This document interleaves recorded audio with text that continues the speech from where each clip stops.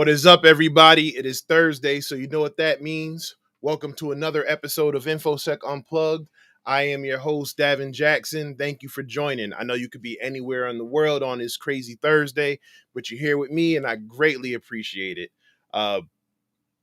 Before I bring in the guest, hoping everybody's having a good week, good month. You know, it's Black History Month, so I hope everybody's thriving and doing well. And yeah, like I said, I'm feeling good. It's been crazy. It's been a crazy ride this month, but I'm here. I'm blessed, and I'm thankful.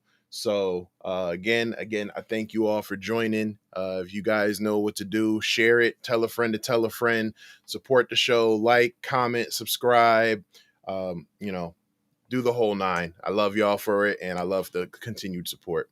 So this week, we're going to talk about identity and access management. We're going to talk about how important that is. We're going to talk about why you should learn that skill and how you can actually get into the field of technology and cybersecurity by understanding these skills, because it's a crucial skill that we should learn.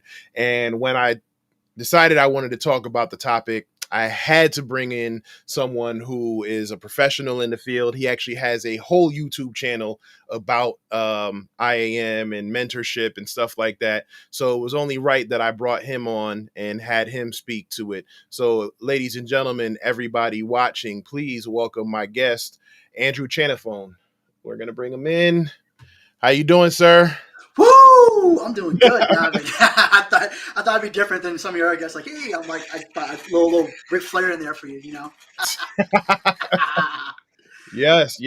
So like I said, we've been, we linked up, late last year, and then when I started doing the guest readouts for the season, or bringing the guest invites out, I already had you on the list, and I think you messaged me and you were like, hey, if you want, I'm available. And I'm like, dude, like, be patient. I was already sending you something and you beat me to it. But thank you for joining. You know, I appreciate you being here. Like I said, I know it's busy and it's hectic and it's been a crazy week for a bunch of us. So I'm not gonna continue talking and rambling. I'm gonna let you introduce yourself and tell the people who you are. Yeah, awesome. So, hey, everybody, thank you again so much for joining. So, my name's Andrew Chanthaphone. So, as Davin said, I do identity access management. Not the most sexiest name in terms of cybersecurity in the field, but just like he said, very important in my opinion. Been doing this for about 8 years now, almost 9 to think about. It's crazy how I got into this industry. I started off my career as a consultant, so many people going in professional services, trying to help customers understand their problems and get them into a nice cybersecurity posture with some kind of identity access management solution, commonly SailPoint, the most popular one that a lot of people know about.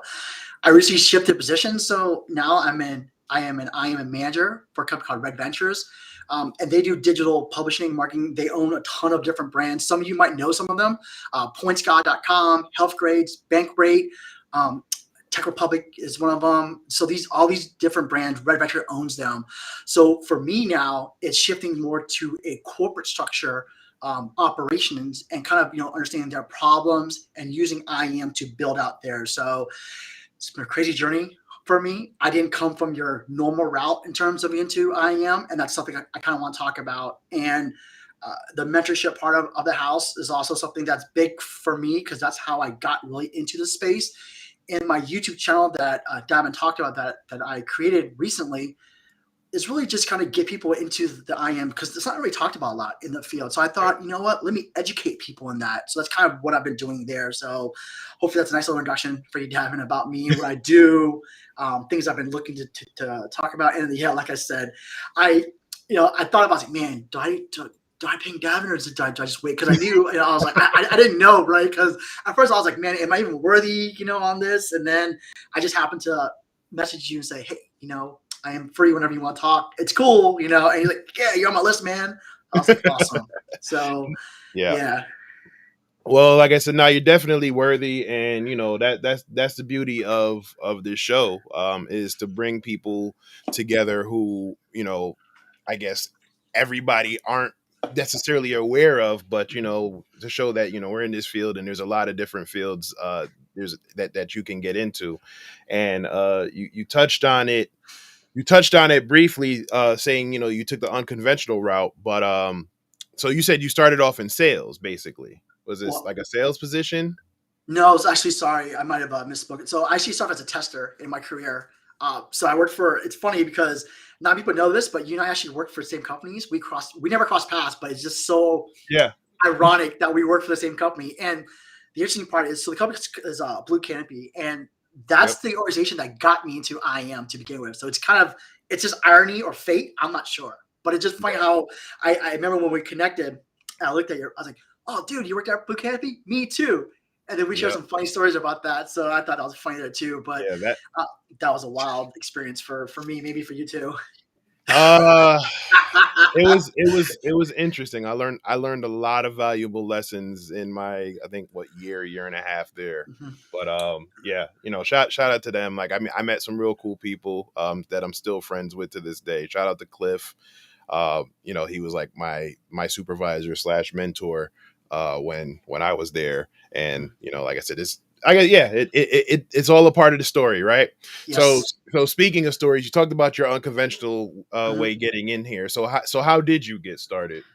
Yeah, absolutely. So as I said earlier, I was a tester in the beginning of my career. Then I elevated to become a business analyst. For those who don't know what that is, we are people that are middle people within the development team and the leadership team. So a lot of times I would talk to customers and elicit requirements, understand what it they're trying to do. And part of my career was I actually got a job with Blue Campy for a government entity, and they're like, "Hey, we have this thing called SailPoint." I'm like, the hell is SailPoint? I had no idea what that was. They're like, go learn it. Here's some YouTube videos. Here's your user guide. Have fun. And that was my first really foray into IAM. And I just started to read about stuff. And that's where I just started to get a better picture of it. But it really wasn't until I left Blue Canopy. I got hired to work for a bank as a contractor. And I met a group of guys who taught me the ways of IAM. Why do we ask these questions? What's the purpose of mover, joiner, leaver? Why do we do certifications? And I just sponged it in, and I just started to just understand it much, much, much better. So that's how I progressed in my career. And there are not many books in about IAM, as if you see more frequent on like pen testing, ethical hacking, forensics, whatever. There are tons of books on that one, and IAM not so much. So that's really how I got started. Was that entry point from the Blue Canopy side of the house, getting as a contractor for a bank to implement SailPoint, and then just my curiosity just taking me where I am today, and growing my skill set to where what I do today is which is managing an IAM team, and then of course help building more of operational foundations for IAM versus me being a consultant. Right. So, yeah, you're right. There aren't a lot of trainings that for IAM. I think when you usually hear about IAM, the first thing you think about is cloud, right? So like AWS, like those are different solutions that like that cloud providers offer. And I don't know why I'm glitching, but but yeah, so we'll get into we're gonna get into what IAM is exactly in a second, but like always, I do have to show my love to the pack. Thank you for joining. Thank you for being here. Thank you for supporting the show and just being a constant, source of support and inspiration. I'm still glitching. These are the issues with live television or live streaming, so we're just gonna have to roll with it. But real quick, let's see. We have Jay Mills says, "Good afternoon, community. Been attending this forum since 2021. Looking forward to joining the Wolfpack family." Shout out to the Wolfpack. You are already a member of the family. Just for being here, you're already here. So I'm gonna give you an applause. Um, but I will say, since you've been here since December, uh, you got a lot of catching up to do, man. There's a lot of backlog in the episodes, so go check those out. Some really great talks, and there's some really fun moments. So, again, enjoy and leave a comment. Let me know what you think. Another Wolfpack member, Al Minigan says, "Good evening, Al. What's going on?" My Kiki Kalila Scott says, "Happy Thursday, everyone." Says hashtag Wolfpack. You already know you already know you're here, Kalila. So you guys know the deal by now. If you don't or you're new here, you can ask me or my guest anything, but just remember to keep it clean and respectful. I am trying to build the show up and get some sponsors and hopefully be big, but I will shut your behind down if you get out of hand. And I'm still glitching. I don't know why. But let's see. AC Slater. Leo says, "Hey Andrew, aka AC Slater." Oh man, That's I wish I had funny. his body. Now I can't unsee that. So all right, so go ahead. So I'm gonna let you break down exactly what identity and access management is. Yeah, absolutely. So identity access management is a couple pieces. And what I really want to talk about first is identity. So from the identity side of the house, you think of identity is a couple things. Number one, how do you prove who you are? Like, who are you? Am I really Andrew from that perspective? How do I prove that to myself? Or how do I prove it to somebody else to accept that I am who I am? Licenses, some kind of form might be an option. Biometrics is another way. Maybe using a password is an option. So these are ways that we can really, what we call in identity access management, we can authenticate ourselves and just make sure that there are common ways to just validate I am who I am. That's the first part. And there's so many different types of identities out there. You have your physical identity, yourself here. You also have a digital identity, which a lot of us have today. A Facebook account, Instagram account, this Res account, whatever, YouTube account. Those are your digital identities right there. And again, how do you really, prove you are who you are? And then once you get to the identity part, the management part, the access management part is the authorization and what can I do from that side of the house. And so David Lee was on a call yesterday and he talked about this, and it's funny because he said the analogy that he uses to describe it is the way I use it to my wife all the time. It's like going to a club. So I go into a club, and I'm from the Virginia, D.C. area. So in my youth, my 20s, I go clubbing all the time. Now that I'm older, kids now, that just not happen anymore. But so you go to a club, I go to a bouncer, I show him my ID, and he looks at the ID. He's like, "Oh, okay, who am I? Is this really me?" And the person has to just validate, is this legit license or legit ID to prove I am? And then if this person agrees to that part, where can I go to? Am I VIP or am I just a regular person? And that's the authorization part of the house. So easiest analogy to think about identity access management is validating who I am, proving who I am, and then once I prove who I am, then what can I do? What authorization or what access am I granted to do what I need to do to either do my job, do something else? And then there's another piece of the puzzle that people don't talk about is the governance part of the house. Is how do I manage a user lifecycle? So when somebody gets onboarded, for example, how do I manage the beginning of their career, what they have access to, if they move jobs within the organization, and then when they leave, what happens? And that's all part of identity access management that I just feel not many people talk about, Right. from outside the house. And that's just hopefully in a nutshell what IAM is. And it's great that you mentioned that. And shout out to David Lee, another friend of the show. But you talk about how important it is and how it tells you who you are and what you have access to.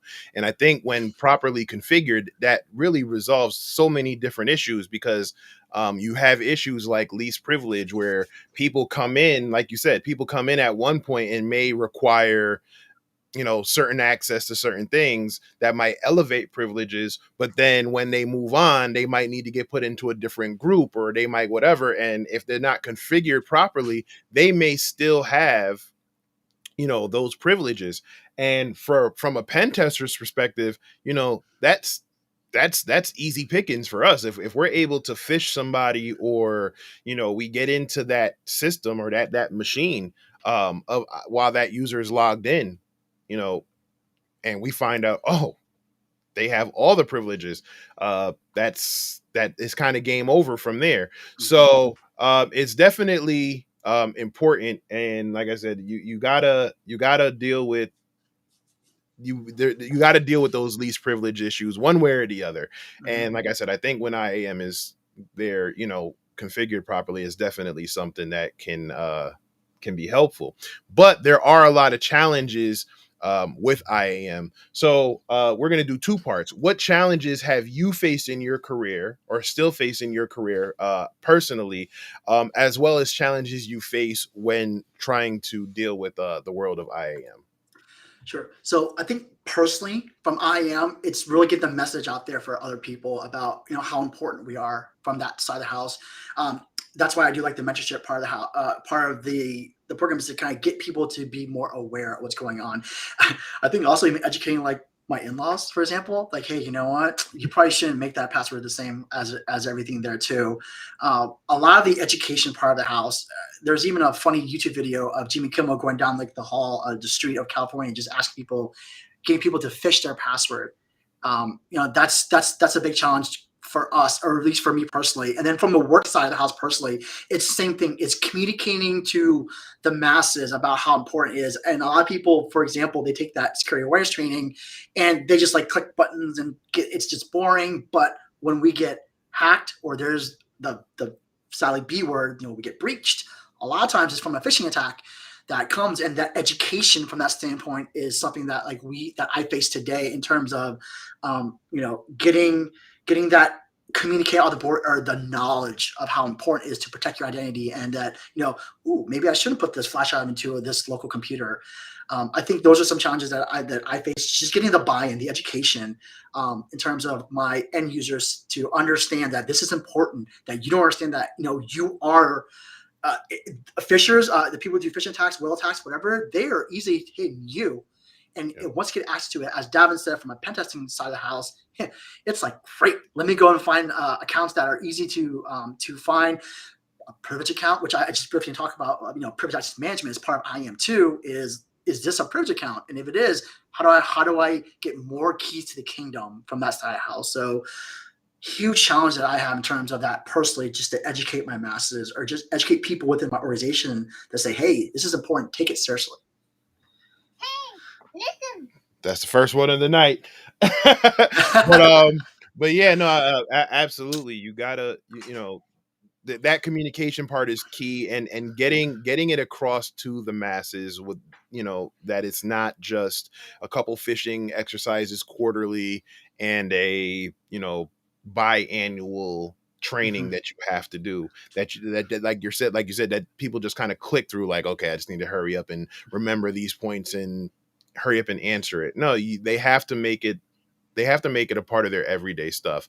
And people think that they only have to worry about phishing in the office, and that is far from the truth. You have people who will breach you at home, who will gain access to whatever at home, fish you at home, maybe fish your laptop that you brought home from work, or fish your phone or whatever.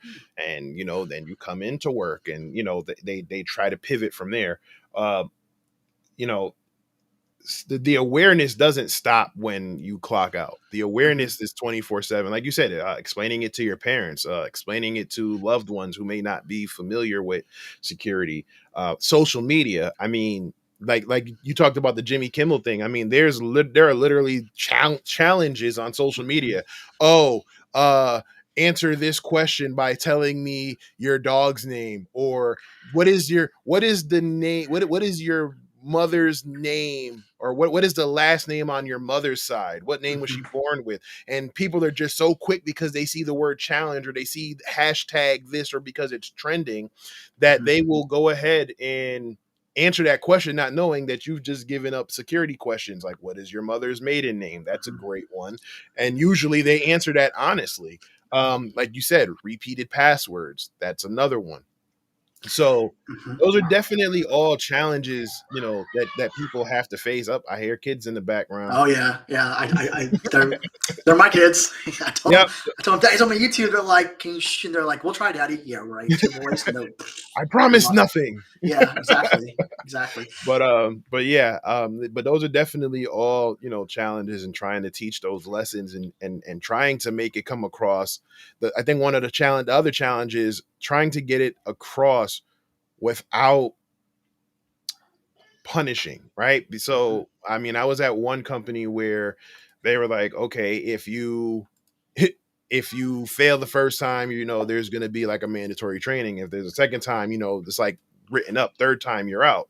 And it's like, man, do we really want to fire people? Is it that bad? But there's got to be some type of accountability. I'm not quite sure what that is, but I don't know. I'd love to hear your thoughts on, something we could do to, because that is the major problem. Usually it's usually, I mean, usually it's a misconfigured system, or lately it's like, bad APIs or whatever. But like I tell people all the time, why do I need to sit here and figure out, working on hours of craft and exploit based on a vulnerability that I found, when all I have to do is just ask you and you'll Mhm. probably give it to me. So, I would love to hear your thoughts on maybe what we can do to help do that and hold people accountable. Yeah, this is definitely a common challenge that we have today, especially in terms of security awareness training and the the ramifications if you don't like take it.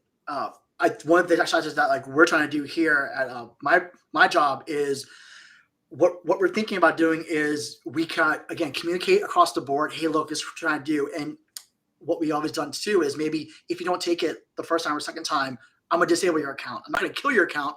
I'm gonna disable your account. And hopefully that right there puts a little bit of not a fear, but hey, I'm just gonna disable your account, which means it's gonna be a pain in your butt when you want to log in and do something. So you take it seriously from that side of the house.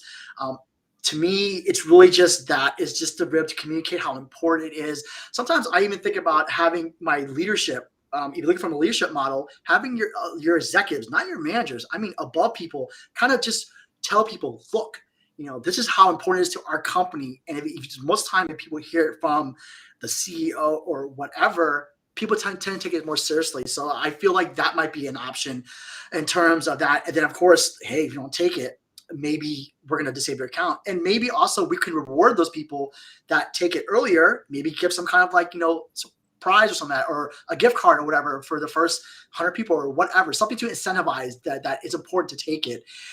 Is another thing where hopefully that puts more onus on taking the training and taking it seriously.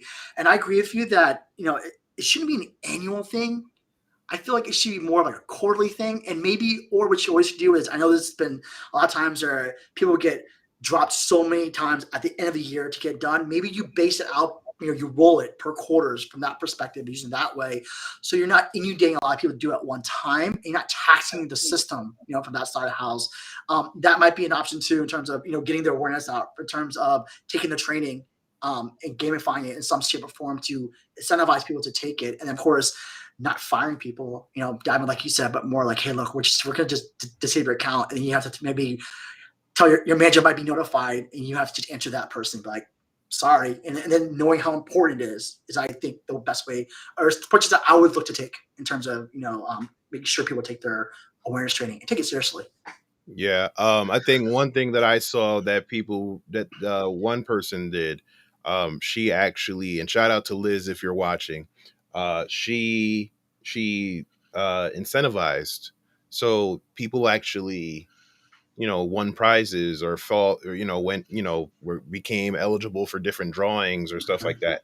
When we went remote because of COVID, Grubhub and DoorDash gift cards and stuff. Yeah. So, I mean, and that seemed to show, really good results, but it wasn't sustainable. So it was Mhm. like, it was really good for like the first quarter or so, the first 2 quarters maybe, and then it kind of just went right back to normal. So it was just Yeah. kind of like, there's something that has to be sustainable for longer periods of time. And I think doing something like the gamification of it and incentivizing people, and maybe even doing, if people do it repeatedly, maybe it's like do like a streak. So maybe, okay, so you want Mhm. a $25 gift card this time, maybe you can win a $50 gift card, because you're two 3 times in a row. I mean, granted, you're going to run into that other dreaded B word. You talked about one that would breach, the other one being budget. Mhm. Yeah. um you gotta get everybody on the same page, but definitely we have to find ways to bring people into the mix and into the fold and actually take it seriously. Mhm. So real quick, Ty, I hear you say you are taking your Linux beta course tomorrow. Good luck to you, sir. And yes, there you go. I'm taking my Linux Plus beta tomorrow. Just remember your stuff. You've dealt with Linux, you've worked on Linux, so it shouldn't be too crazy. But you got this. Professor Black Ops is in the building. He says, shout out to the chat. Shout out to you, Professor. Let's see. Real quick. Kalila says, why are you glitching like you're in the construct of the main matrix mainframe? I don't know. Maybe I am. I don't know. Aries Aries 106 says just spam them with phishing attacks every week and take 5% out of their monthly salary if they fail. Man, I think that would lead to some type of revolt. Like people would make the news because let me tell you, you take 5% of my salary for nothing. There's gonna be some furniture moving. I'm just gonna be honest with you. Like I don't get caught in the phishing campaigns, but you mess like that's when you don't mess with my money. But you know what? He brings up a good point, though, or the person brings up a good point, though, because I think one of the biggest things in IAM that we face in challenges is the frequency of things. Like, how much do I want to sacrifice user experience for security? It's always been a big common problem for us too in IAM. I'll give you an example. So MFA or multi-factor authentication is something where it's going back to identity. Is you know phishing attacks. I know a username and password that's still being used today, which it sucks.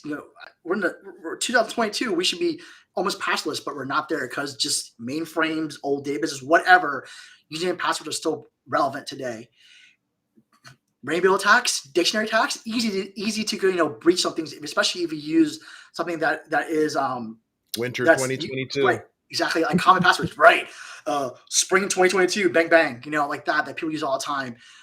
What if you put a extra layer of security in front of that? And that's what MFA does. Is I can use my phone, biometrics, some kind of shape form, SMS, which technically is the worst of the two, or email, but it's better than nothing. It's something. Yeah, right, exactly. It's something better than nothing. Is how many times do you want to make somebody MFA to something? And that's a common problem that we're having today. Even I'm facing today. My job is, dude, if you're an admin on something and you can take things down, I'm an MFA a little bit more frequently than maybe an end user accessing like Office 365 and doing Word or Excel. And I think that's a common problem too. Is what's the balance between that? Going back to that original person, I'm spamming them all the time.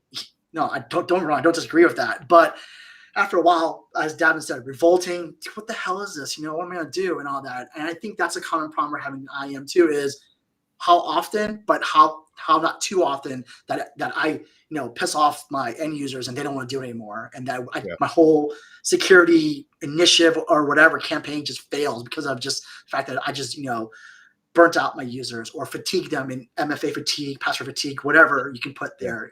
Another problem that we're having in IAM too.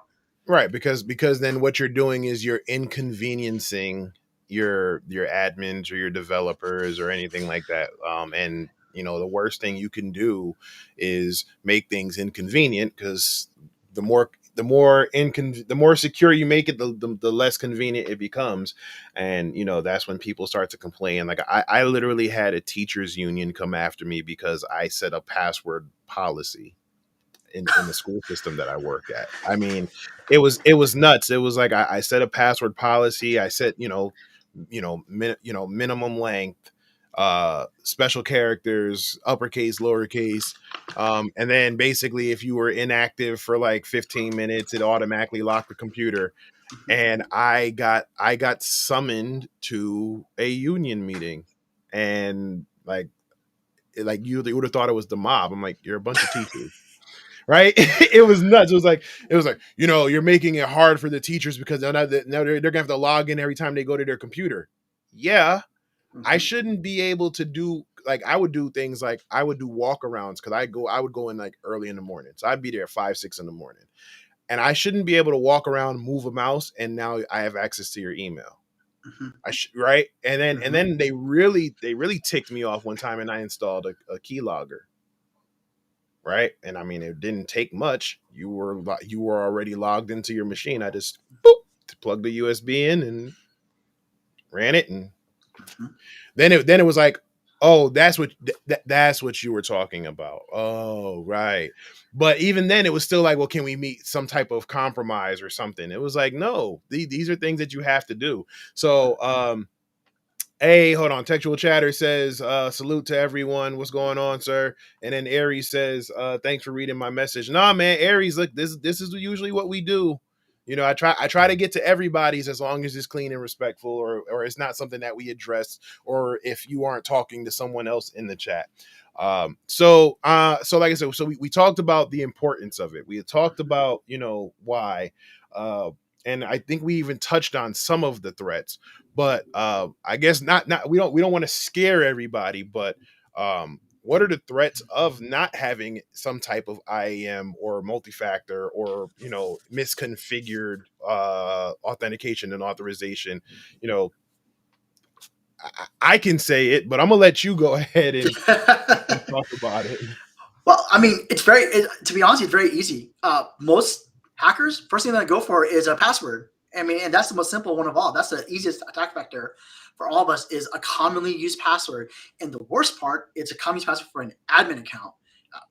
The Colonial Pipeline is a prime example of these clowns that didn't change their password. So back to data about password policies, that's the most common threat, is commonly used passwords that don't get changed, and there happen to be admin passwords. I'm like, oh god, I just cry thinking about it. That's the most common attack vector right there. The second one comes to what Davin talked about earlier, is authorization, or sorry, least privilege. So when you have people, once you get access to their account, that have too much privilege or too much access, those are the people that hackers are going to attack first too, once they figure out or get in the system using a common password. And these are people who maybe, as Davin said, move different jobs from that side house, and then they didn't lose the access of their old job. They just kept on building. So now you have this super user that was unintended, and they have access to so many different applications and systems that they can go in and just figure out, and then go to town on those applications and take them down, harvest more data, maybe expand to different networks because of that access to. So those are really the big ones, are getting the access to the identity from that side of the house. This is why we want to MFA the best we can, just to get that confirmation there. And of course, when it comes to giving people access to systems, just enough, from that side of the house, that only they can do their job, and that's pretty much it. And if they happen do get breached in, it's an isolation part of it. And the third part is really the governance part I talk about. So we talk about being hacked, but what about if I leave? What if I get fired? What if I go into a job, and I am actually on my computer, like Office Space, for example, a good example. I come in and I'm stealing money, and I get caught. Like I put a malware or a bug in there, and I get out the door. If I know that my company doesn't have a really good termination policy, that I know that my account is active for 24 hours, I know I'm gonna go home. I'm gonna still get access to the account there and keep on attacking if I want to, or take things down. And that's another problem we're having too in IAM from a threat side of the house, is not having a defined policy for not just movers, but for leavers or people get fired, to make sure we terminate their account ASAP, and the whole process being communicated across the board, are some very much common IAM threats that I face today from that side of the house. Davin, anything on you want to add, man? No, I was gonna say I could tell some stories about some pen test assessments or stuff that I've been on, where I was able to access a user account, and they're like, oh, this person left like 6 months ago, 8 months Mm-hmm. ago. Mm-hmm. So yeah, that's definitely something that needs to also they need to focus on. Killing those old accounts, dealing with the misconfigured accounts, or misconfigurations to those settings. Like you said, the least privilege, like that's always a big one. Like, Mm-hmm. we usually look for, if we can find how long someone's been at a company, which we can usually do with some OSINT like LinkedIn, and say, okay, well, they've, and look, and, usually on LinkedIn, what do? You put every position you held in the company. Okay. So, oh, they did this. Oh, they started here. Oh, they moved up to here. Oh, look, they're manager. Perfect. Let's start with them. Yep. Because that more than likely they're going to have the access that you need, or they're going to have, those, they're going to be those super users that that probably didn't get their stuff configured properly, or configured right after they moved around in the company. Mm-hmm. So So we're gonna so we're gonna pivot from that, because now you took that, you saw that there was a need for everyone to know about IAM. You figured out that, there's a need for it professionally. Again, this is a great field to get into. It's one of the fields where they talk, where, like you said, it's not one of the sexy fields, so it's not offensive or even defensive. I mean, it could be considered defensive, but it's not one that you hear brought up when it's like, oh, what are the top 10 things you want to do in InfoSec? Yep. IAM is usually like, no disrespect, like No. 15, 16, right? If But, we but made top 20. yeah, Damn. but, Yes. but in seeing that need, you decided that you wanted to start a YouTube channel. And I'm gonna put the link here. It's a fairly new channel, so you didn't get to do the cool uh, edit, make it like seed name or whatever. So Yeah. but we're gonna talk about that. Let me just bring this up. I'm gonna put it in the chat so you guys can go check it out, and please go subscribe to his channel as well. Get the algorithm up so he can change his name, so it's not like some crazy code that people think is like a horror, like a bad link. No, I'm No, messing with you. no, that's good, man. But yeah, talk about, talk about the lead up to building that channel, and and what's going on over there. So I've been talking about doing something for a long time, and this goes back to Davin, one of your posts about imposter syndrome. Like, I was just scared, to be very honest with everybody, that do I have the like capacity to do this? As in, like, do I know what I know? Is this something that's teachable to people? And I've been talking about my wife all the time about, hey, I want to teach people IAM. It's not really talked about a lot in this industry. I went to a YouTube channel, but I'm scared, right? I'm scared that what if somebody calls me out and, like, I don't know how to answer that, or am I even qualified? But I say, you know what, screw it, right? Just do it. And it's what really got me to really do it was I volunteered for a nonprofit to just do a quick IAM 101, just to get the message out there, because I didn't see a lot of like webinars. There are some out there, but they're more by vendors to talk about IAM, to kind of sell their company and their business. I wasn't into that. I just want to just educate people about IAM. And the response I got from that was, dude, this is kind of cool, man. Do you have more? And I was so surprised to hear that. And I think it was the people that really pushed me, saying, just go and do it. And I said, screw it, I'm gonna do it. Whatever, screw that. Suck it up, buttercup. I'm gonna learn and just go from there. And that's what really spawned my channel. And what I really want to focus on the channel was give just the basics, that if somebody was brand new to cybersecurity and they're like, man, I know what kind of field I want to do, maybe I am. Let me give you some content out there that maybe you probably haven't seen, that's not too vendor specific, or this company is like selling X, Y, and Z, but I am just enough that a beginner can take it and understand it. And then part of that was, let me give some career advice, because trust me, my career has been a squiggly line of careers. So I've learned so much. I've been fired at least twice in my life. I feel like I picked up a lot that I'm hoping to just help people out, right? I feel like there's a lot of people who want to transition jobs, maybe don't know how to like update resumes properly or how to do interviews. And I've done so many interviews that I've learned this stuff. So my channel was like, I'm gonna do IAM and teach people the basics just enough that they get a better understanding. And one of the biggest things that I'm trying to do in my channel too is to keep it simple, right? There are a lot of times where people talk like so technically down the line, granular, and people are like, I have no idea what the acronym means. And that to me is a problem that we have a lot today. So I'm like, let me make it simple. Let me make some funny analogies, something that's very simple that people can understand and get that concept, but teach them overall IAM. And then anything career-based, I love to just tell people, this is what I've learned. Here's what I feel about. Hopefully I can help you out. And that's how my channel will respond about. And just trying to create content the best I can, around my crazy life and my kids and all that stuff too has been a challenge. But I think because of that channel, I got introduced to like people like you and other people that have really helped me expand, my audience in IAM, that I hope to continue to grow. Because like you said, it's not the biggest field. I'm surprised you said top 20. I'm honored to even hear that. But just to get more people to just understand that IAM is very, very important. That a lot of times, again, there's some podcasts that say it too. Identity is in the center, right? Everything revolves on identity.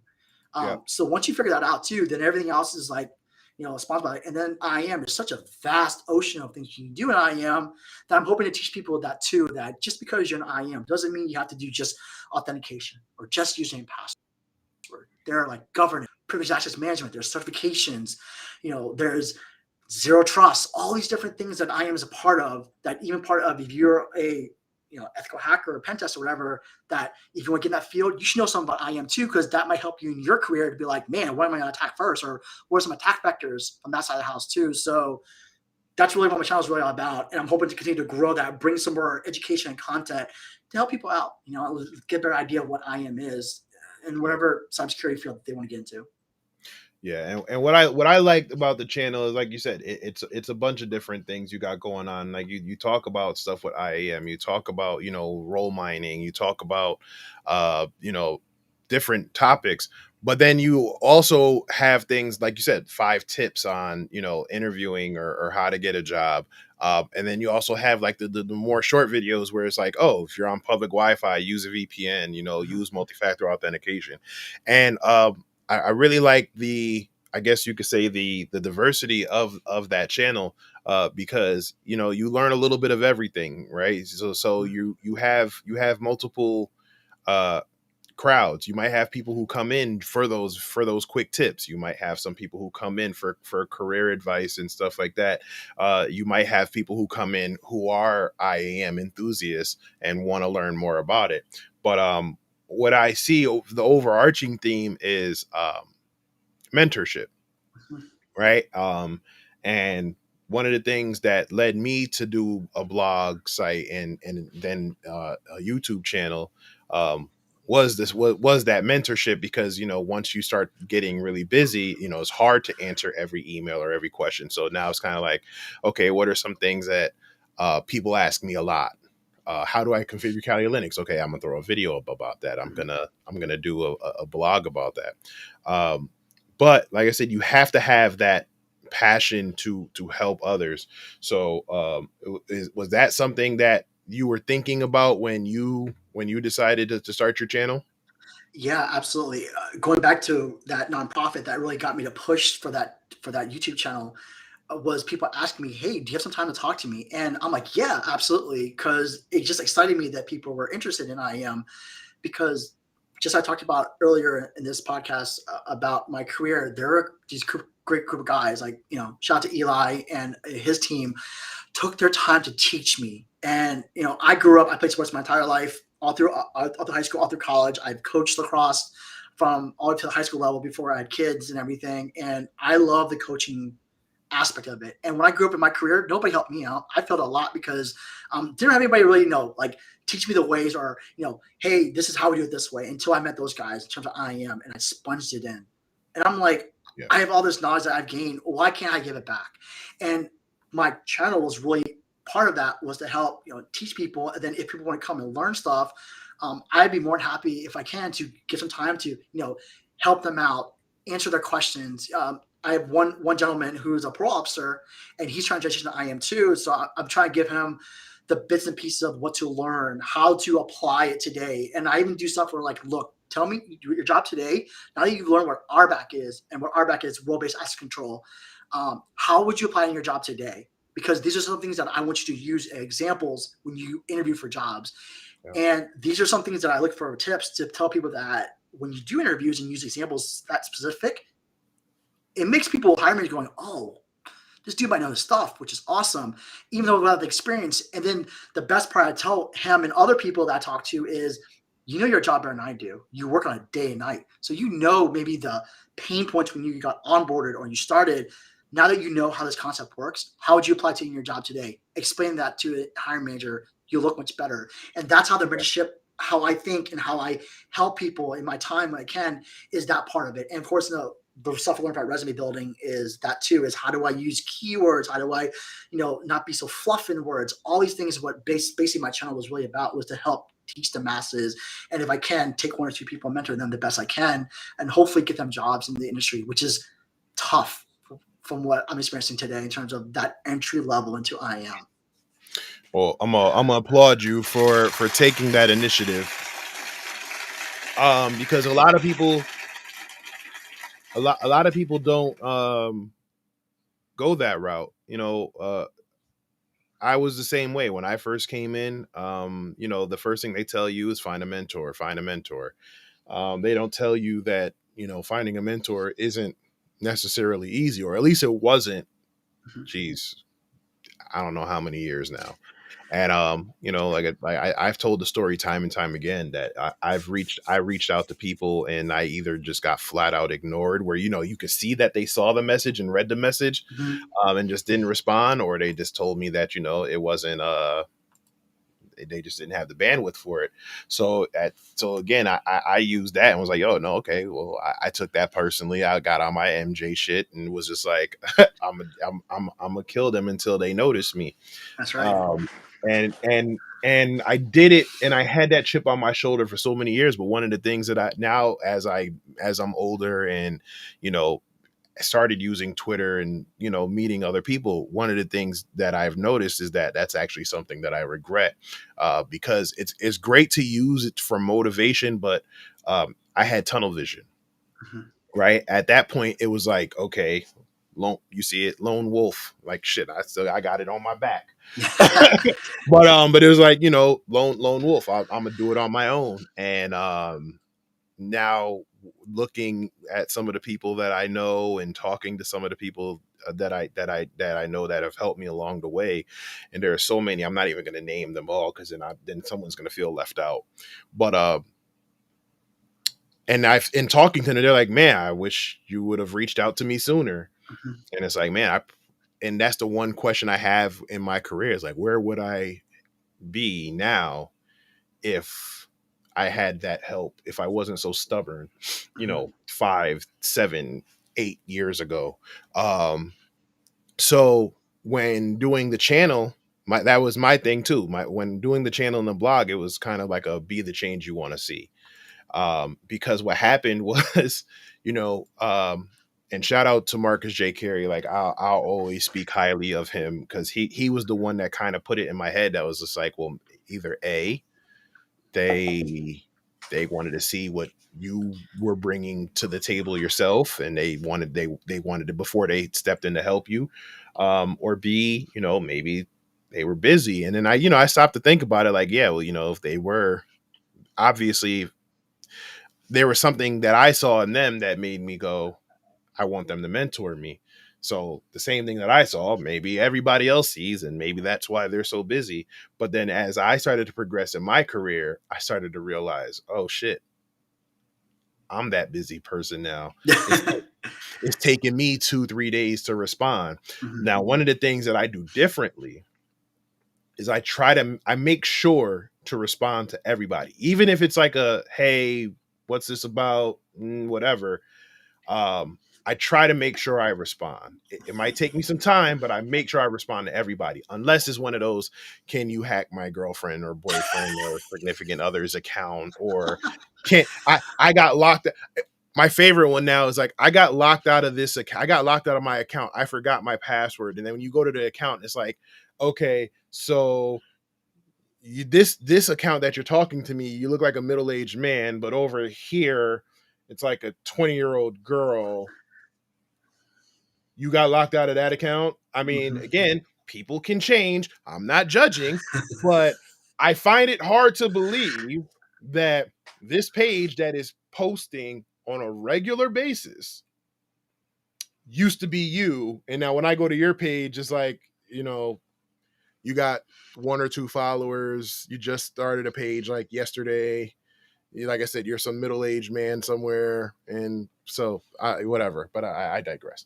But but yeah, like I said, other than that, I do. I try to make sure I Mhm. respond to everybody. Some people actually know how to reach me. Like, they can reach my number. They have my number or whatever.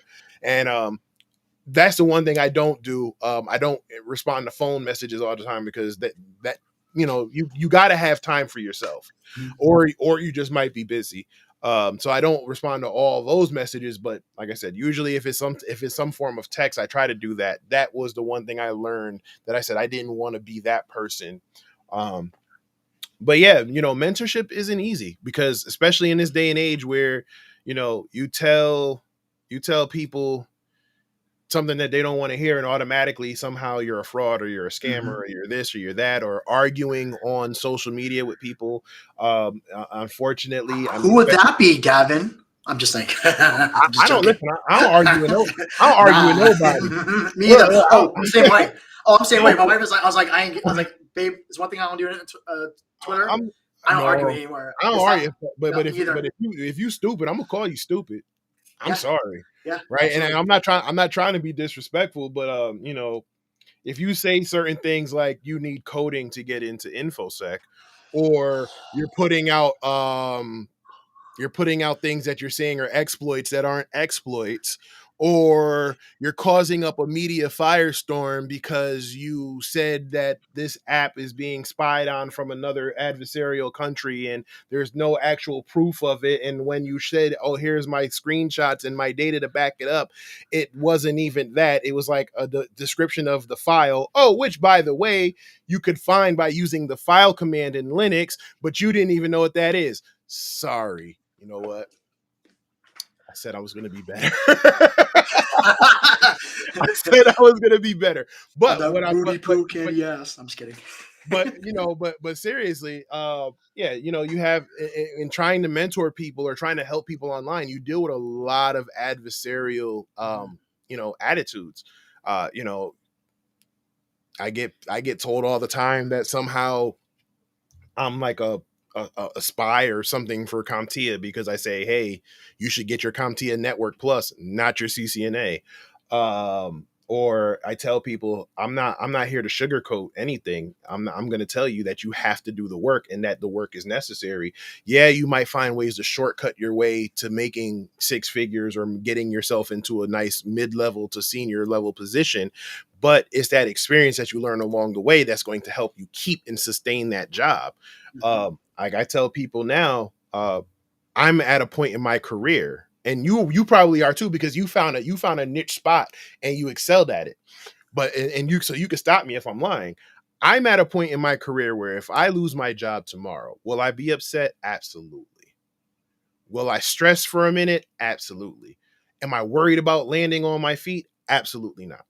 Like I'm at a point in my career where if I get let go tomorrow, I'm gonna take a minute to reflect and chill out. I might spend some time with my kids. I might look at other options, but usually by the end of the month, I'll be back on my feet. But I can say that now because I have a track record.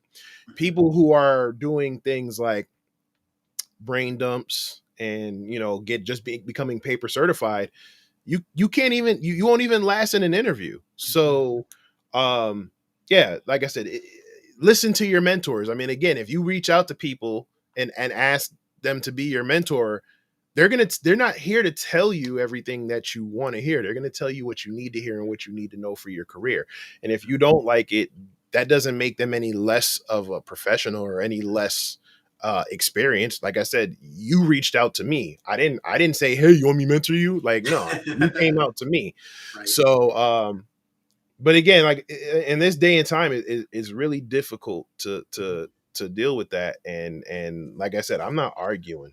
I'm not arguing with you. I'm like, you got it. And I'm just gonna wait for you to be wrong. And then I'm gonna pop and then I'm just gonna pop up like, what did you learn? So you know, No, no, exactly. And if I can take a second about the mentorship, Davin. yeah, So just for everybody's, I did do a video. I had a tip on this, and one was about how to find a mentor, and some of the tricks you can do. And I know Ty talked about where not being creepy. So LinkedIn, for example, you can go on LinkedIn and join a specific group. And I'll give you an example. I'm part of an IAM group right there. You have like-minded people in those groups posting things, right? Those are your people that you can go and DM. Hey man, I saw that you talked about X, Y, and Z. That's cool, interesting. And, I want to learn more. Do you have the time to kind of talk to me about that? Not creepy, right? You're kind of showing that excitement, and you're already part of that group right there. So it's not like you're not cold calling them per se, right? To do that, you comment, or you might respond to them, and then from there build that rapport to do that mentorship there. Also on LinkedIn, you have people called lions that they put on there. Those people yeah, who are open to mentorship. So those are people that you go to there to request them, and they might not even be like your field, but they could be senior people who have that, real world experience that maybe you're lacking, that you can ask questions that, I'm trying to progress my career. Here's what I've done. I love your advice on something, or something that you've done or you struggled to help me out there too. Yeah. Those are some ways that are not creepy at finding mentors. Then Yeah. when I have that mentorship between me and you, so let's say, Gavin, you're my mentor, which you are. I love the stuff that you do, and I love learning from you and everything that you do. Even if, let's say, not like a direct mentorship right there, Right. is when you come as a mentee, for the time is something that you can't get back, right? Money, yeah, no problem. Just like you said, Davin, if I lose my job, I'll be all right. I can definitely, be able to find a position probably relatively fast, which is, nice, because again, all the hard work I've done.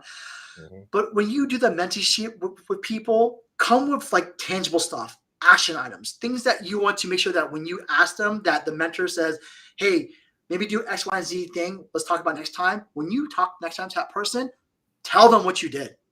Do Because the then, work. yes, do the work. Say, hey, man, you told me that you want me to go and, apply this in the real world. I did it. Let me tell you what I did and what I learned from it. Good. You're catching on. Like that's what you want to give back to your mentor or mentors. You get more than one. That you're taking it all in and you're doing the work, and you're showing them that their time is valuable to you, because, like you said, I'm in the times right now where I have kids, I have a wife, I have family, and I'm busy too. That our time together is well spent. So just some things about mentorship that I hope people can understand in terms of tips to get mentors, and then when you do get that mentorship, how you can pay back that mentor with what they've been telling you. No, absolutely. I think of one, don't come to me with a question that you can find on the first page of Google. Because again, if you ask me a question, I'm gonna go, and if it's right there, I'm gonna go, did you, because like you said, time is your most valuable commodity, especially when you're a husband and a father, or a mother and a wife, or a partner and a spouse, and I'm including everybody. Yeah, But absolutely. because like we talked about offline, YouTube ain't paying nobody bills, right?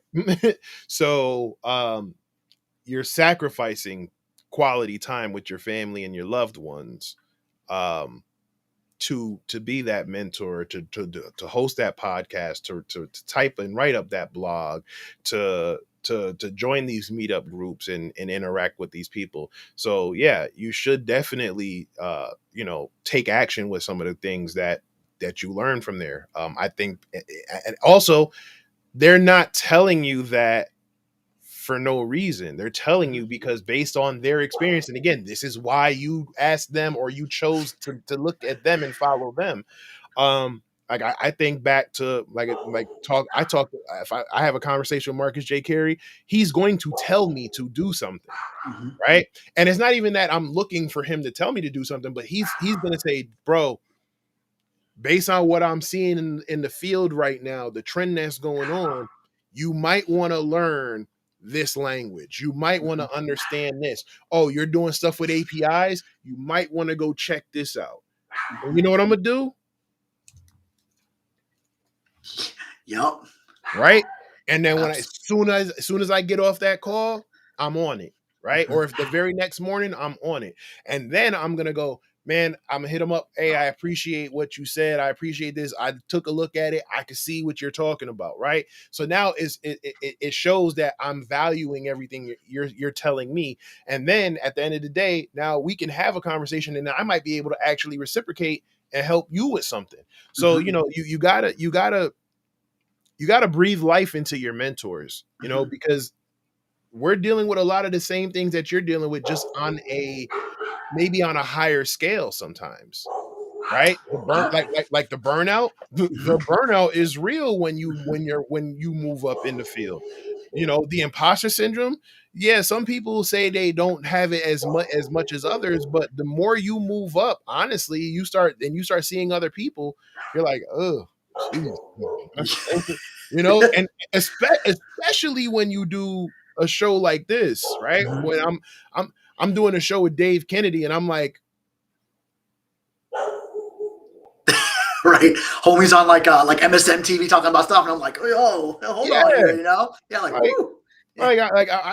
I'm Dave Kennedy, Marcus J. Carey, Ty Wilson, John Mhm. Breath. Like I can go on, right? And I'm like, and I'm sitting there, hell, even with you, because like, even with you, what you're doing with IAM stuff, like this is stuff that I need to learn. And I'm like, man, so it's like, damn, he got me. He got me there. So, so these are things that we all deal with. So to have someone not appreciate that time, it gets to be a little discouraging. And then it's like, all right, cool. I'm just not going to waste my time, or I'm not going to rock with you, or I'm not going to support you, anymore. And then all of a sudden that makes you out to be the bad guy. So, you just got to be very careful with the mentorship. And to those who are mentees and potential mentees out there, just breathe life into your mentors by taking what they say and creating actionable items off of that.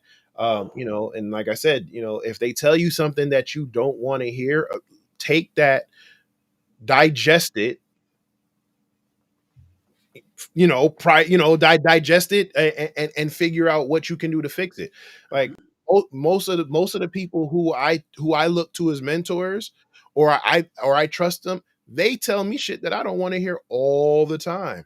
I'm not going to get into the weeds of it, but I shoot, Ty Wilson one time cussed me out left and right because I was going off on something, and he called me and was like, "Yo, what's wrong with you?"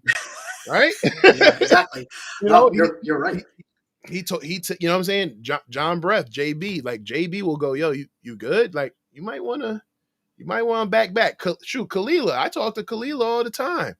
Like, all right, so this is how we gonna move. This is how you not. This is what I don't think you should do this. Or even with dealing with other people, it's like, you know what I'm saying? So Yep, I, I know exactly so what you're so saying. so it's just, you got to do that, and you got to take it with a grain of salt. Like I said, it might not be something that you want to hear, you might not necessarily agree with, but just respect their opinion, right? You Mhm. can you Yep. can respectfully disagree, but that doesn't, you know what I'm saying? But there's still stuff you can take away from that. Ty says, an old Chinese saying, if I walk with three men, one is my teacher. No, absolutely. Like I try to, I as much as people say I know a lot, like I always try to make sure I surround myself with people that are smarter than me, that I feel are smarter than me. So I'm not the smartest person in the room.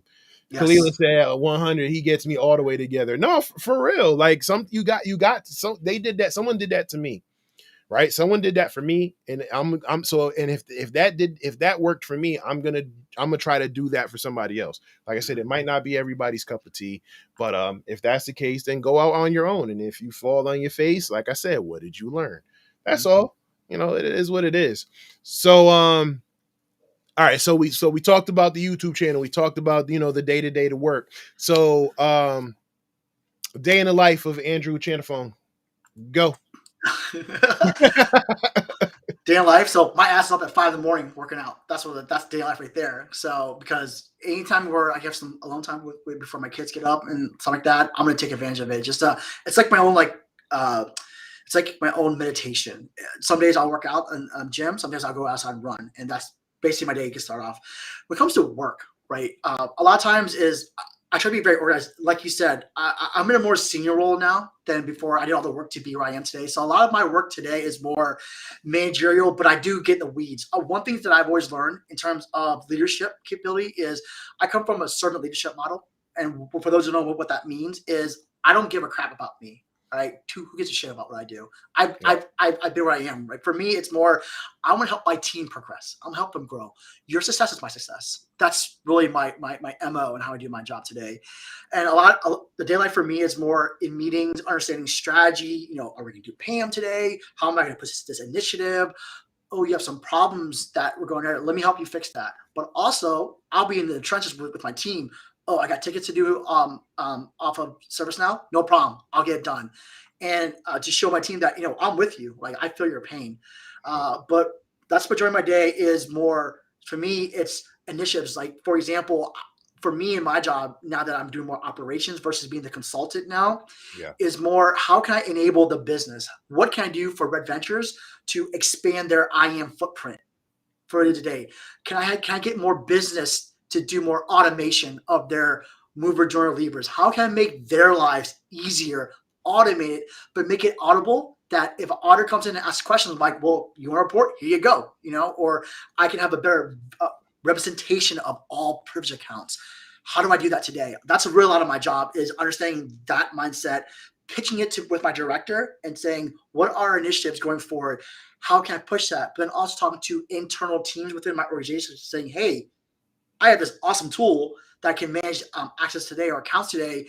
Oh, you want to integrate with MFA and Okta? No problem. Let's talk more about that. And that's really what my job is today, is to really help bring that initiative, communicate, educate, but also every once in a while, when I get that email from someone saying, hey, give me what Dad has, I have right back, no, I don't do mirroring here, and then explain to them why. I think that's the one thing that I try to tell people too, is even when I say no to people or why, I try to give them the why. Like, this is why it violates our least privilege model, or it violates X, Y, and Z, to help them understand it. And I'm always open to say, hey, when I have a meeting about it, I'll be more happy to talk to you and educate you why on that one, just so you're aware. And most people are like, oh, cool, didn't know that. And that's really a lot of it, is you can't assume that people, are just trying to be like, mean to you or whatever. It's not, yeah. Right, exactly. It's just more, you educate them. And then the hope is they talk among their people, say, hey, you know what? I am doing something really cool here. Maybe let's talk to them about more automating our process, because our day-to-day may suck. And that's my day right there, from that shelf. So from 5 a.m. to 6, I am doing my job. I'm helping out, get my kids at the same time. So get my kids ready. My wife helps out all the time too. Kids out the door, picking them up from school. And then this is crazy. It goes back to what you talk about doing the work. Even today, I have a senior role. I'm still learning things today. Always be a lifelong learning. 10 o'clock, sometimes, people are watching Netflix. My ass is learning like Okta, for example, learning more integration with APIs of Okta, just to enhance my skill set. Things that not that I don't need to know, it's I want to know, because I know it's going to benefit my career, but benefit my organization. Or can I teach this to my direct reports and help them grow? That's really, all part. And that's my job right there, is, let me teach, my direct reports more about governance, why we do it this way. And if they're struggling in a meeting, maybe I have a conversation with them to talk about, hey, I understood you struggle about this. What were some struggles you had there? How can I help you? Right. Yeah. That right there is my job in that. That's dope, right? And I like the fact that you said, you get into the weeds with your people. Because a lot of people, like I say that all the time, when I get offered senior roles or senior pen tester roles. I got offered an associate director role one time. Actually, that was the infamous job offer that made me say, okay, now I'm going to take InfoSec Unplugged, and I'm gonna knock you upside the head with it, because they wanted me to give it up. But in negotiating originally for that role, they said, yeah, you'll be an associate director of pen testing. And I said, all right, great. How much pen testing will I actually do? They said, well, no, you won't really have to do much, because you're the associate director. And I'm like, nah, but I want to. I want to be in it. I want to be in it. And they looked at me like I had 3 heads. But I explained to them my wife, and I said, well, for one, it keeps my skills sharp. It keeps me sharp. It keeps me current on everything. As you progress in your career, like you said, even with, family and stuff like that, you don't always have time for labs and try hack me and pen tester lab, which I'm paying a buttload of money for all of those subscriptions. But I don't have the time to actually dedicate to it, because again, if I'm not doing this, or I'm not blogging, or I'm not working, I'm trying to make up that lost time with my family. So the last thing I want to do is say, all right, great, I'm not recording today, or I'm not podding today. And they're like, yay. And I'm like, but I'm going to go hack in my lab, So I take every opportunity I can get to do it. And then the second reason is, for me, it builds morale. It builds morale with your team to see that that's not above me, right? You know what I'm saying? Or like that's not beneath me, to the point where it's like, oh, I'll be associate director, but I don't need to pen test anymore. No, every once in a while, I'm not saying I'll be on every pen test, but if there's one that's like, all right, cool. Oh, this, yeah, let's do it. Mhm. right? Because now you're showing them that he or she or they are one of us, right? They're right here in the weeds with us. They're building with us. They're grinding with us. And also, that also gives an opportunity for some of the newer people or some of the more junior pen testers to actually learn something, because again, I remember being that junior pen tester who did all the labs and did all the CTFs and got their CEH and thought they were big shit. And I go on my first pen test and I'm like, I'm freaking out. Like, I can't find anything. Why can't I find anything? Oh my god, I'm a fraud. And then there's like this whole existential crisis, and you're right. So it's like, so having someone right there with you is like it's like a mentor. Like we talked about at Blue Canopy. Cliff Cliff was that guy for me, right? Like Cliff taught me how to be a better web app pen tester. Like Cliff taught me how to really weed out cross-site request forgeries before they really started locking those down. And then I became so good at it that like I could just sniff it out like that. But Mhm. if it wasn't for him putting literally sometimes on jobs putting his laptop next to mine, bringing up Burp Suite with me, syncing up lunch breaks and everything, and going, all right, see this, you see this, you see this. Okay, boom. Now this is how you write it up. This is how you do this, right? I never would have learned that. And he could have been that guy. He could have been that senior level guy to go, all right, so I'm gonna put you on the pen test, but just send me what you have. I'll validate it and I'll write it up or whatever. Mhm. But instead, he was right there with me, and he's like, "No, this is what you do. This is what you do. Okay, so you see this, when you catch that burp suite command, okay, change that get to a post, and then do that, and then use the POC to do." So it was like, "Oh, okay." And then he's like, "When you write it up, like he taught me the value in doing that, and screenshotting everything, and Mhm. basically writing up reports like that." So I took that. I take everything from every place I've gone, good or bad, and I'm like, okay, what did I like about it? What did I not like about it? Now, how can I build off of it? The good and the Mhm. bad, right? My Mhm. even my last job, and they could. I'm trying to grow. I'm trying to grow, Be but good. Don't do yeah, it. Don't do it. I'm trying to grow. I'm trying to grow. So Ty says, stay in the weeds like a sniper, building that skill, and then Air Force service before self. No, it's true. You. That's one of the things that people get misconstrued about leadership. They think once they get into a leadership role, it's like, oh, I made it. So it's all about me, me, me, me, me. And those are the worst leaders. Like Mhm. those are the ones who won't succeed, or are just in it for self. They're in it for the paycheck, or whatever. You know, if I'm not leading by example, or if I'm not being the change that I want to see, then am I truly being genuine? So these are things that you have to do. And like I said, it's refreshing to hear you say the same thing, hear Dave Kennedy say the same thing, where as busy as he is running two damn companies and being on the news. He was just on the news the other day, but he said, he jumps in and does a pen test. And then the other thing that you touched on is taking that time for professional development. Like people think, once they get to a senior level role, or once they get their master's degree or whatever, they think, game over, I'm done. Mhm. No, absolutely not. Right. And not for nothing, that's probably part of the problem that we're having.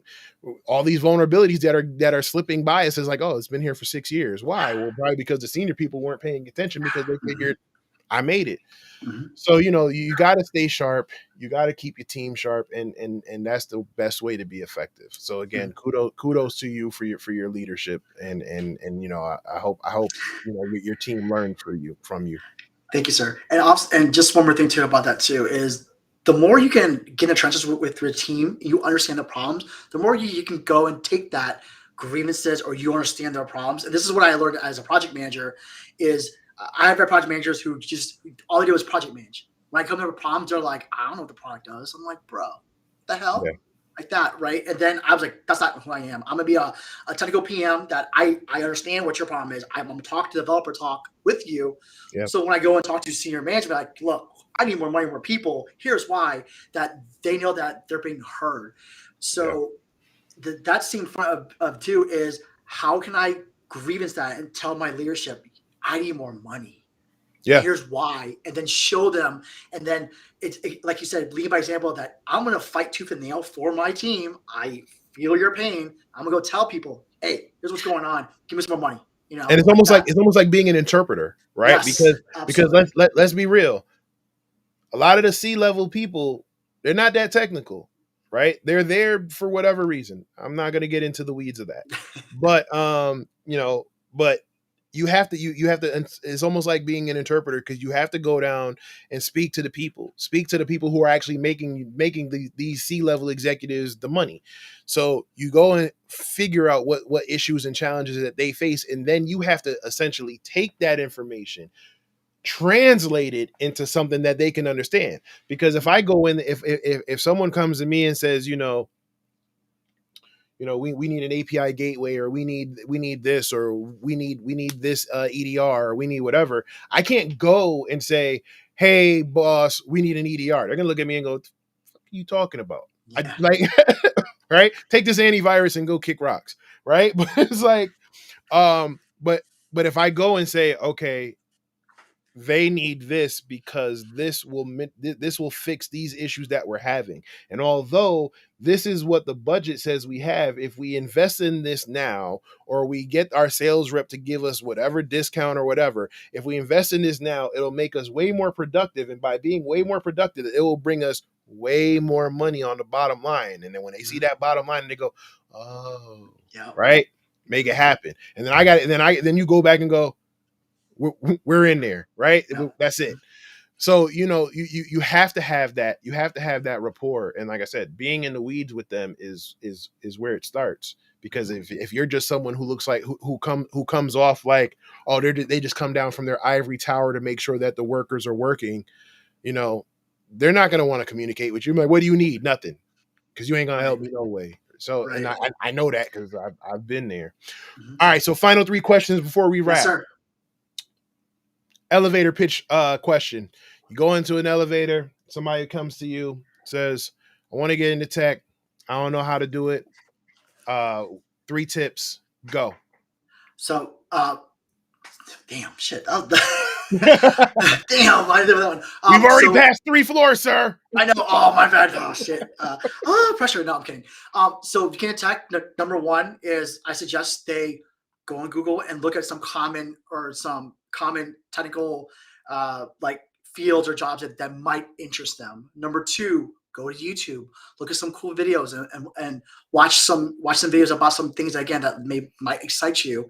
And then number 3, ask questions around, go to different forums, go to different conferences or anything that excites you, or meetups, and just ask questions. A lot of people today are pretty friendly when it comes to that. We'll love to answer your questions in terms of getting into the tech space and cybersecurity. Oh, damn, that was a lot, man. That was pressure.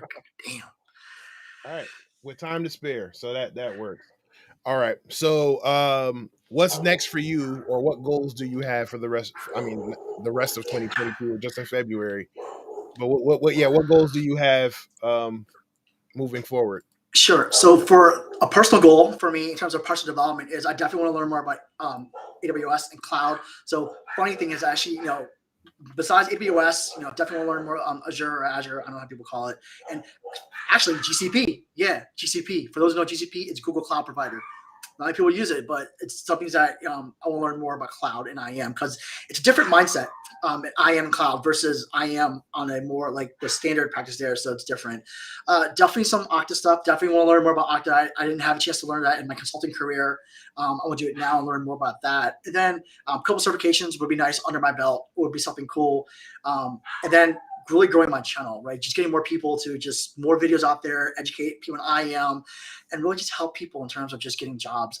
It's been a struggle for me in terms of, helping them out in terms of finding positions, something I went on LinkedIn to kind of rant about, but I got some good information from people to help expand my curriculum to help them. So those are really my goals this year. And then on a professional level, my goal is to really help grow my team. This is a new position for me, operational mindset versus consulting mindset.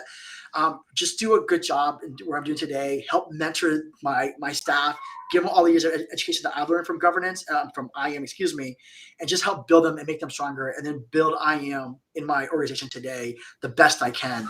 So those are my goals for this year. All right. So it looks like it's going to be a heavy task, but you got it. You got it. Like, Thank you. nah, no problem. And then you've seen the show. Final question. What is your why? So my why personally, from a personal level, is being that I grew up in an Asian household, right? I've had pressures from my father, who told me that I was not good enough, and um, it was a struggle for me. And then a lot of my why today, kind of like you talk about chip and shoulder Davin, is proving him wrong, proving a lot of people wrong in my life. For example, I got my CISP. I worked my ass off to get that, and just showing people that I can do it, and that all this hard work to do it. Coming from a business mindset, not from a cybersecurity mindset, CISP, this dude was like, "Yo, man, you can't get that." I got my first try, and I studied my ass off. I mean, like hour on the train ride, because I live DC to used to there, hour back, weekends, train my ass off, practice exams, all that to get on my first try. Yep. And then just my why also in terms of my personal career is giving back. People took their time to teach me stuff. It's just part of my nature to give back to people and just help grow the IAM platform. I feel personally, and this might give me some heat, the fact that we're streaming and LinkedIn too and all that, is I feel like we do a disservice in the organization in terms of IAM, right? And some people told me it's more of a not entry level, but more senior level or advanced. And I totally understand that part of it, but we still need to get more people out there. These these charts of people saying IAM is growing, so many people, right? And how do I get them in there? And I feel companies need to do more internships or more take shots at people entry level and give them shots to have them train them and show them the why. And I'm hoping to give these people that you give shots on a head start versus a college hire. And I'm saying college people, please do that, but give more shots to these people and give them opportunities to grow your organization to get more IAM people. Because if not, how are you going to get IAM people?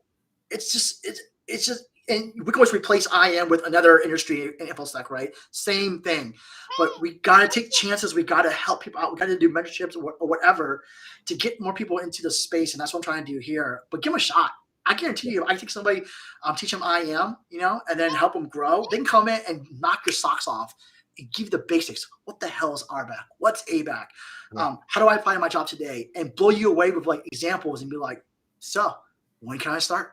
And Yeah. then you take the time to mentor them and teach them. Just because you give them an entry level doesn't mean you'll stop there. Like we need organizations once they get in to show them, like you said with you and your mentorship with Cliff. Hey man, here's how we do today. Let me walk you through it. All right, find the right people in your organization. Give mentorship programs out there and grow your people organically. And that's my why, is giving back the best I can. Somebody taught me, getting the message of IAM out there and just getting more people to be excited about this field. And hopefully by the time we talk again, Davin, we're in your top 10. That's my why too. Yeah. But that's just, and that's really my why of how I do today. And, however I can do it, I'm happy to help out. Just as you can tell, I am not passionate about IAM at all. So, No, so you that's have my no why, interest. really. No, no, no. What is that? It's just a job for you. Yeah, yeah. Clock in, clock um, out. so three things. And you can tell me if I'm overstepping my boundaries. But in regards to your pops, my father was an old school Jamaican man, and I came up the same way. That I felt like I never anything that I did was never good enough, and that I Mhm. couldn't make him happy. I mean, hell, part of the reason why I went into the military was to kind of please him, and God rest his soul, he passed away 19 years ago now. Um, and for the longest, I felt the same way. For the longest, I felt like I still had something to prove. And it took a lot of therapy, but eventually, I was able to break that. And now I don't have, no disrespect to my dad, but I don't have anything left to prove to him. Mhm. I have my own kids. You know what I'm Mhm. saying? So Yep. so Yep. um so you you did what you did what you set out to do, right? You're Mhm. successful, and I think I can't speak to Asian culture, but I can speak to strict unruly, unreasonable father culture.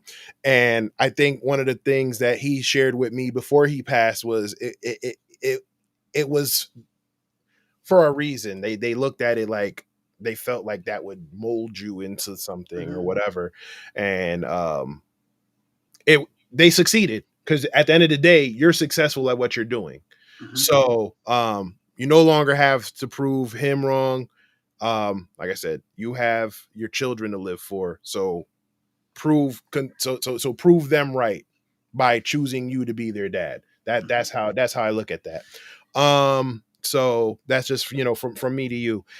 Two, as far as, you know, build the CISSP, again, kudos to you because like I said, I got it on my first try too, and I still wonder if they made a mistake. Oh, I thought I failed hard, man. I took one break because I was sweating hard. Went to the Yeah. bathroom. I'm like, whatever, man. So I said whatever.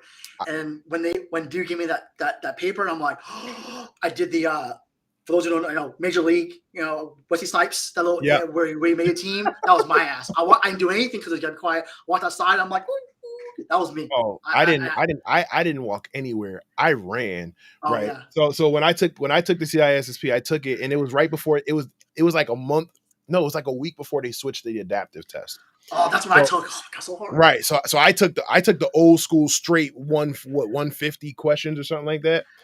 And and in my head, I said, okay, any question that I don't definitively know, I'm just gonna mark it as wrong as in my head. And I Mhm. told myself I gave myself a threshold of something like 20 questions or so. Mhm. And I got to about like 16 or 17, and I'm like, okay, and then now you have to account for the ones that you thought are right, but it might still be wrong. And so now I'm like, oh God, I'm cutting it close. So I get to the end of the exam, and you know they tell you, do you want to review your questions? I I didn't get started that in mind, by I the way. started to review, and then I Mhm. said, "No, no, no," because if I felt it in my gut was right, I'm not gonna review the questions, Mhm. and I skipped it. And then and this is at a testing center, so then it was like, "Do you wanna take a survey on how what you felt about the test?" Come on, man. It's Right? like So it's so like I taking the CompTIA yeah, test, the Sec Plus, same yeah, thing. so it's I'm like, like, yeah, okay, so I'm like, "Yeah, great, sure, highly recommend, whatever, 5 stars, whatever the hell it is." And then it goes, "Please go to front desk." And I go to the front desk, and then I have to show my ID again. yep. And then they're like, okay. And then they go to print, but they're out of paper. Like, at Oh my this point, god. like my stomach is doing this. Yeah. Oh man. Like, Like, come on, man. and Like I'm fate. like, Yeah. and then they they did the paper, they printed it out, and I get to reading, and I'm like, okay, that's my picture. And when I saw those two words provisionally passed, I said, yeah, and I Yeah. ran. I ran with the paper like, nope, you ain't gonna get this back. It's too late. I regret nothing. I got on the elevator, got in the car, drove all the way home, and I think I slept for like a day and a half. Because the lead up to Mhm. studying for that, like I took the Cybery had a free course. I did that. I did all those practice tests. I Mhm. read like two of those thick ass books, and then I actually did another class like a month before, and then I just like crammed. And then like Mhm. so it was like when I got it was like my wife was like, "Oh my gosh, we need to celebrate." I'm like, "Yes, I'm just gonna go lay down." And the next thing I know, it was like 2 days before Thanksgiving. I think I woke up Thanksgiving morning. It was like, damn, that took a lot out of you. I was like, yeah. Matt Yeah. Admin said sweating bullets. Yeah. But and I Ty said, cried. I cried, by the way. Like when I passed, I yeah, called my wife. I cried on the phone because I was like, oh, I just like, I literally cried. I was like, I yeah. can't believe I did it because I was like, man, because I thought I failed. It's a grind. And Yeah. at that point, that was different than any other test I had taken. Yes. So it was just like, okay. And like I said, it like I have pictures of when I prepared for it. Like my floor was filled with papers I printed out and the CISSP sunflower document. And Yeah. Oh it yes, was, I have that. yeah, like, it was just like I literally had pictures, and then I had a blanket because that's where I slept some nights because I was like, I'm just gonna cram whatever I have a bathroom down here. I get up, get in the shower, brush my teeth, and I came right back and I started it all over again. So yeah, when I passed, I was like, I don't think I took a cert. I don't think I took a cert for like 2 years after that. I was like, nah, I'm good. So But yes, so ladies and gentlemen, everybody watching, this has been my guest Andrew Chanthaphone. Please tell them how to find you. Yeah, absolutely. So obviously my YouTube channel, but I'm on Twitter. You could hit me up on Twitter. I have two accounts, but I mainly do my main account. I should do my IAM account, but I don't. I try. If you would like some ranting on sports, also that might come here and there. If like my football team or my soccer team is watching on Sundays, you might hear some ranting on that. I try to keep it kind of chill, but I'm trying. But those are I'm on LinkedIn. Please, I love to hear from you. Connect with me. I love talking to you. Anybody, doesn't matter, right? I love talking to people. It's fun for me. So LinkedIn, Twitter, my YouTube channel are three places you can get to me. Would love to hear from you and talk more about IAM or anything else. Just to meet a new connection. Yeah, absolutely. And like I said, you know how to find me, sir. We talk all the time. So again, I thank you for being a guest and agreeing to be on the show. Appreciate everything. So Aries 106 says great show and that they subscribe to you. So there you Thank you go. You so guys, much. so like I Thank said, you. please everybody go. Just listen. I'm not gonna put in that crazy code again. Just go on YouTube and type all things IAM and you're gonna see the lock is gonna be like a black lock with the yellow keyhole. That's his channel. Okay, I'm My not putting. wife made that logo, by the way, thicker. She's Shout out, awesome. My wife. shout out Yeah, to shout out to my her. wife. Yes, Yeah. it's great. It's great having a great partner in the back, supporting you. But like I said, I'm not gonna put up that base 64 that base 64 code. Listen, let me stop acting like I didn't like I didn't start from that too. But QR yeah, code. yeah. QR code, Davin. Yeah. Oh yeah, the QR. Oh please, Mhm. that's not. I avoided Twitter like the plague on Monday because I knew that was going to trend. That was going to be the infosec hot topic of the day. When I saw it during the Super Bowl, and I'm like, right. And at first I saw it, and I'm not gonna lie, when I'm watching it, I saw my mother, I saw my wife both take their phones up and the inside of me is screaming, even though I'm like, it's the Super Bowl. They probably vetted this. It's Mhm. probably secure, but inside I'm just like, gosh, Yeah, what's like, going on? no, Right? don't do it.